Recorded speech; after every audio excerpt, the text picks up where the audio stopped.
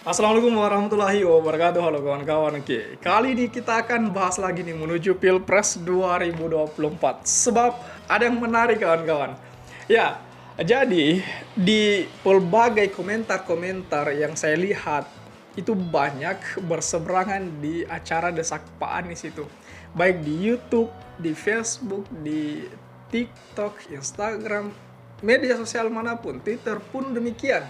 Ada beberapa orang yang berkomentar bahwa acara Desak Anies itu sebenarnya settingan. ini ini yang menggelitik perasaan saya kawan-kawan.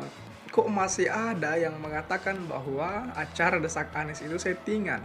Sekali lagi saya ulangi, bila acara Pak Anies itu, Desak Anies itu settingan, itu para pendukung 02, 03 tidak bakalan dikasih ruang untuk bersuara, tidak bakalan dikasih mic, tidak bakalan diundang itu, tidak bakalan disuruh masuk itu. Itu ini logika dasar yang harus Anda lihat itu. Jadi kawan-kawan sekalian, sekali lagi ini yang harus saya luruskan bahwa acara Desak Anies itu bukan settingan. Acara Desak Anies the real, bahwasanya Pak Anies betul-betul ingin mendengarkan keluhan masyarakat, petani, nelayan, pedagang, dan kawan-kawan juga harus lihat bahwasanya ini yang harus kita bahas. Apa itu Desak Anies, kemudian jadwal hari ini Pak Anies di mana, di kota mana saja, dan siapa-siapa saja yang boleh masuk dalam Desak Anies itu. Ini yang harus kita bahas lebih jauh lagi kawan-kawan.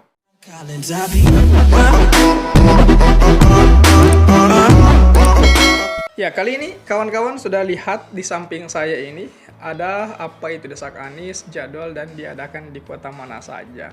Capres nomor urut 1, Pak Anies Baswedan memiliki agenda Desak Anies sebagai salah satu bentuk rangkaian kampanye kepada masyarakat sesuai dengan jadwal yang telah ditentukan di pelbagai lokasi.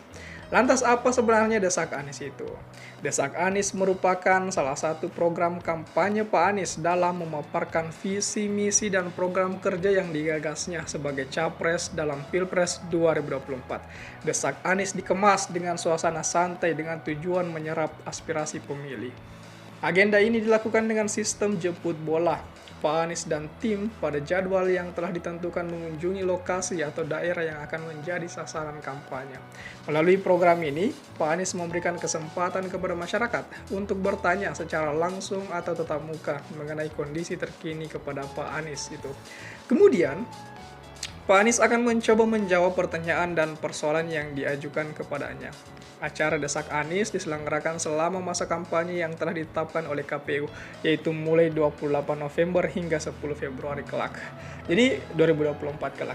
Jadi sekali lagi kawan-kawan, bahwasannya acara Desak Anies ini itu merubah mindset kita terhadap kampanye. Sejauh ini kampanye politik yang paling keren yang saya lihat adalah acara Desak Anies itu. Selepet Imin, meskipun Cak Imin atau Gus Imin ini ya dalam setiap selepet Imin itu ya begitulah, mungkin Pak Imin mengemas sedikit jenaka tetapi kadang jenakanya nggak masuk, jadi kayak semacam masih mau dipoles lah kalau saya bilang. Berbeda dengan Desak Pak Anies. Desak Anies ini saya rasa sesuatu program yang betul-betul dikuasai oleh Pak Anies, yang betul-betul konsep, tidak sekedar konsep tapi eksekusi Pak Anies betul-betul sangat matang di wilayah Desak Anies ini. Dan ini yang sebenarnya tidak mampu diikuti oleh 02 dan 03. Karena coba bayangkan, ketika misalnya ada Desak Prabowo misalnya, saya nggak bayangkan ketika ada orang bertanya tentang HAM misalnya, atau misalnya ada orang yang bertanya tentang di mana lokasi kuburan ini misalnya, itu sangat berbahaya sekali, fatal sekali kalau saya bilang. Kemudian coba katakan misalnya Desak Ganjar, ketika ada yang bertanya tentang Wadas, itu bagaimana kira-kira itu bisa ditangani oleh Pak Ganjar itu. Ketika ada yang bertanya tentang banjir yang di Semarang yang terus-menerus itu yang terjadi, belum ada penanganan itu. Jadi atau penanganannya masih kurang itu. Jadi ini yang kemudian saya rasa desak-desak cawapres ini yang tidak bisa diikuti oleh cawapres lain. Acara desak Pak Anies betul-betul telah menggait anak-anak muda. Bayangin, banyak anak muda yang sebenarnya mageran, tetapi karena dengan melihat begitu menariknya acara desak Anies itu sehingga dia antusias. Dengan antusiasnya itu sehingga tertariklah anak muda ini untuk bagaimana kemudian mengikuti perjalanan politik. Saya pribadi contohnya, ketika melihat pilpres sebelumnya, jujur saya sangat apatis, serius. Tetapi ketika sosok Pak Anies ini muncul, Pak Anies semacam menggait gairah politik anak-anak muda. Salah satu contohnya saya, ketika melihat Pak Anies ini muncul dengan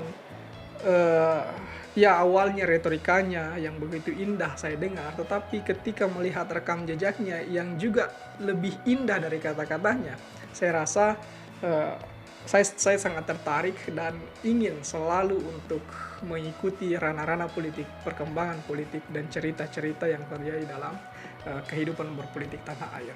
Itu yang menjadi sebab kawan-kawan, sehingga saya juga ingin terus-terus melihat bagaimana kemudian perkembangan politik meskipun masih pemula, kawan-kawan. Ya, kita sama-sama pemula di sini. Nah, jadwal desak Anies itu jadwal kampanye desak Anies itu menggunakan metode dialog dalam pertemuan terbatas dengan estimasi peserta hingga 500 orang. Desak Anies yang baru dilaksanakan pada Kamis 28 Desember di Banyuwangi. Pada agenda tersebut, Pak Anies melakukan dialog bersama para petani dan nelayan.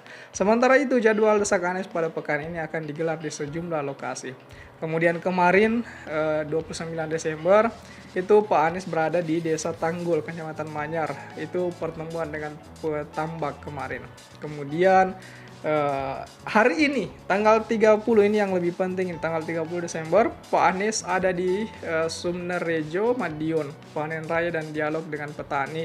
Kemudian Desa Sobontoro, Magetan, dialog dengan kelompok tani. Kemudian di Desa Ponorogo atau di Ponorogo, dialog dengan kelompok tani. Ya, hari ini Pak Anies lebih fokus kepada para petani di 30 Desember. Untuk kelanjutannya mungkin informasi selanjutnya besok aja atau sebentar malam, kawan-kawan. Bagaimana tanggapan kawan-kawan mengenai desak Anies ini? Apakah kawan-kawan juga masih termasuk golongan orang yang percaya bahwa desak Anies itu settingan? Coba tulis di kolom komentar. Oke, share juga video ini supaya banyak yang tahu informasi ini dan juga bisa ikut nimbrung di kolom komentar. Oke kawan-kawan, jadi saya pikir itu saja dulu. Terima kasih telah tiba di sini. Jangan lupa subscribe agar tidak ketinggalan pada video selanjutnya. Sekali lagi terima kasih dan wassalamualaikum warahmatullahi wabarakatuh.